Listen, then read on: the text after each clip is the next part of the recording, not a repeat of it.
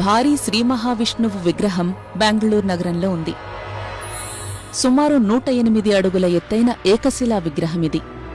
16 భుజాలు 11 తలలతో ఉన్న ఈ విరాట్ విశ్వరూప విగ్రహం ఎజీపురాలోని శ్రీ కోదండరామస్వామి దేవాలయ ప్రాంగణంలో ఏర్పాటు చేశారు. తమిళనాడులోని తిరువణ్ణామలై దగ్గర కోరుకొట్టై గ్రామం నుంచి 600 టన్నులకు పైగా బరువైన రాయిని దాదాపు 350 కిలోమీటర్ల దూరం ఎన్నో వ్యయ ప్రయాసల కోర్చి బెంగళూరుకి తరలించారు. 2010లో ప్రాజెక్టు ప్రారంభించగా 2025 నాటికి పూర్తయింది. ఈ విగ్రహ రూపం కోసం ప్రత్యేకంగా కసరత్తు చేశారు దీన్ని ఏర్పాటు చేసిన డాక్టర్ సదానంద. ఈ విగ్రహానికి ఎంత ఖర్చయిందో లెక్కేసుకోలేదు అంటున్నారు సదానంద.